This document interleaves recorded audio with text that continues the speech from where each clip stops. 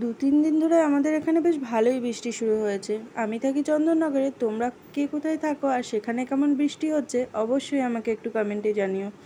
তো 2-3 দিন ধরে যেহেতু বৃষ্টির শিডিউলটা বেশ সুন্দর, আর যেহেতু বৈশাখ জ্যৈষ্ঠ মাস, তো এইরকম ওয়েদার মনে হয় বহু বছর পরে পাওয়া গেল।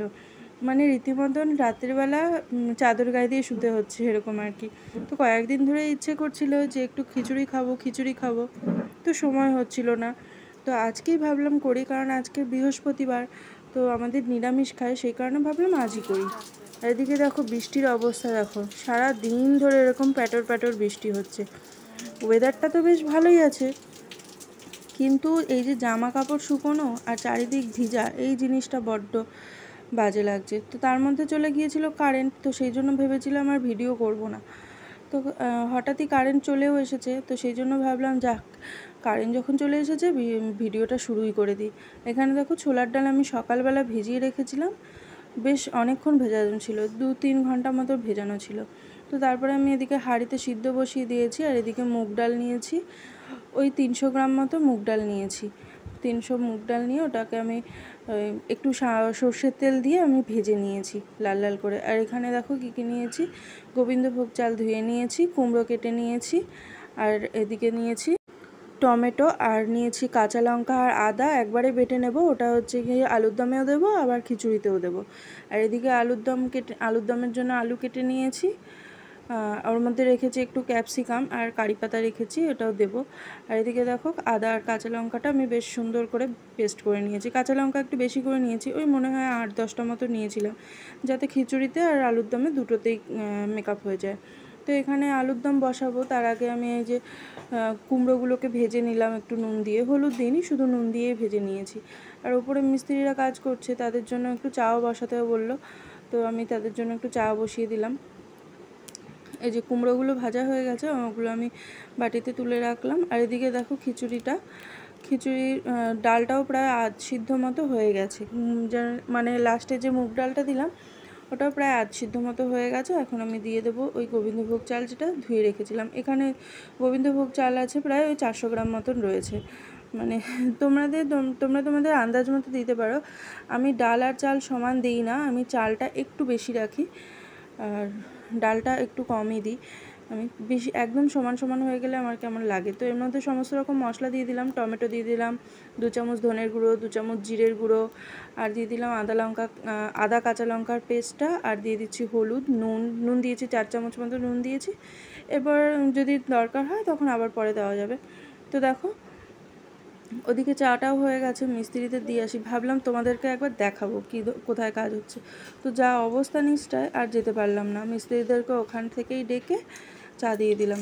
তো আবার চলো এদিকে আলুর দমের পালা। এবার খিচুড়িটা বেশ খানিকক্ষণ সময় লাগবে, ওটা আস্তে আস্তে ফুটুক, চালটা তো সিদ্ধ হতে একটু টাইম লাগবে। তো এখানে আলুর দমের জন্য এখানে 5 ফোড়ন দিয়ে, সর্ষে তেলের মধ্যে 5 ফোড়ন দিয়ে আলু আর ওই ক্যাপসিকাম যেটা ছিল সেটা দিয়ে দিলাম। তারপরে আমি দিয়ে দিয়েছি নুন, হলুদ, আদা কাঁচা লঙ্কা পেস্ট, টমেটো আর কারি পাতা, এগুলো দিয়ে বেশ খানিকক্ষণ একটু নেড়ে চেড়ে, মানে ভাজা ভাজার মতো করতে হবে। একটুখানি হালকা মতো ভাজা হয়ে গেলে এর মধ্যে দিয়ে দিয়েছি ধনের গুঁড়ো, জিরের গুঁড়ো আর সামান্য জল দিয়ে এবার বেশ ভালো করে কষতে হবে, তার জন্য আমি ঢাকা দিয়ে দেবো। ও আদা কাঁচা লঙ্কার পেস্টটা দিতে ভুলে গেছিলাম, তো এখন দিয়ে দিয়েছি। তো এটা দিয়ে এবার বেশ ভালো করে কষতে হবে, তো এর জন্য আমি এটা ঢাকা দিয়ে বেশ খানিকক্ষণ হতে দেবো। এটা হতে হতে দেখো ওদিকে খিচুড়িটাও আমার প্রায় হয়ে এসছে। তো এখন আমি দিয়ে দিলাম ওই কুমড়োগুলো যেটা আমি ভেজে রেখেছিলাম। কুমড়োটা আগে দিলে না একদম গলে যেত, তো এর জন্য লাস্টের দিকে দিলাম যখন প্রায় সিদ্ধ হয়ে এসছে। এখন দিয়ে দিলাম ওই 2 চামচের মতন আমি চিনি দিলাম। চিনিটা ওই অল্পই দিয়েছি যাতে মিষ্টি না হয়ে যায়, ঝাল ঝাল ভাবটা যাতে থাকে। এখানে দিয়ে দিলাম একটু গুঁড়ো গরম মশলা। এবার আমি গ্যাসের ফ্লেমটাকে অফ করে দেবো। দেখো অনেকটাই পাতলা আছে, কিন্তু আমার চালটা কিন্তু এখনও পুরোপুরি সিদ্ধ হয়নি, একটু শক্ত শক্ত আছে। আমি গ্যাসটাকে এখন অফ করে দিলাম, অফ করে ঢাকা দিয়ে দিলাম। এদিকে আলুর দম হতে হতে ওই চালটাও বেশ সুন্দর মতো সিদ্ধ হয়ে যাবে। এই যে এখন যে খিচুড়িটা পুরো গাঢ় হয়ে এসেছে না, এই সময় যদি আমি ওই গ্যাস অন করে ফুটিয়ে পুরোটা করতে যাই না, আমার ম্যাক্সিমাম সময় কী হয় বলো তো, ওই হাঁড়ির নিচে একটু কেমন লেগে লেগে যায়। তো আমি এই জন্য এরকমভাবেই করি, যে আজ পুরো বেশ মোটামুটি সিদ্ধ হয়ে আসলে পরে আমি গ্যাসটাকে অফ করে দিই, ওরকমভাবে কিছুক্ষণ থাকে, তারপরে বেশ মানে বাকি অংশটা পুরো একদম সিদ্ধ হয়ে যায়। দেখো এখন খিচুড়িটা পুরো সুন্দরভাবে সেট হয়ে গেছে, কতটা গাঢ় হয়ে গেছে দেখো। আমার বেশ এই ধরনের খিচুড়িটাই বেশি ভালো লাগে, এর থেকে শক্ত হয়ে গেলেও আমার ভালো লাগে না, এর থেকে পাতলা থাকলেও আমার ভালো লাগে না।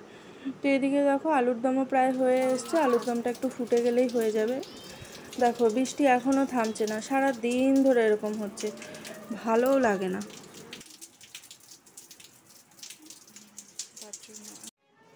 আমার আলুর দম হয়ে গেছে, তারপরে লাস্টে ওই গুঁড়ো গরম মশলা যেটা খিচুড়িতে দিয়েছিলাম সেটাই আমি আবার আলুর দমের মধ্যেও দিয়ে, এটা দেখো আমার মানে ক্যামেরাটা পুরো ঝাপসা হয়ে গেছিলো, এটার মানে কাট করাও হয়নি, ভুলে গেছি।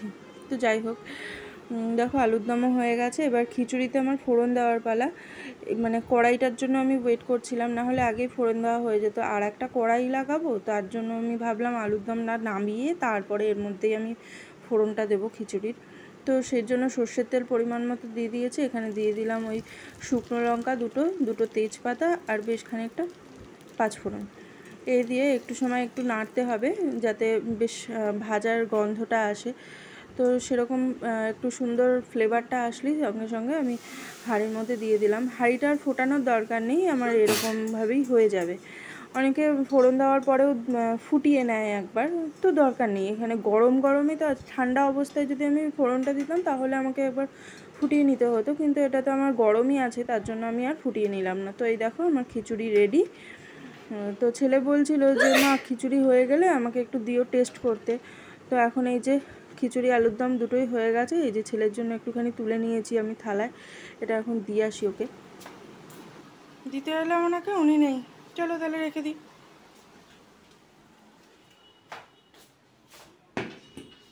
গেছে ওপরে, উনি গেছে ওপরে, মিস্ত্রিরা কাজ করছে তো সেই জন্য গেছে। তো তার মধ্যে আমি খানিকটা পাঁপড়ও ভেজে নিলাম।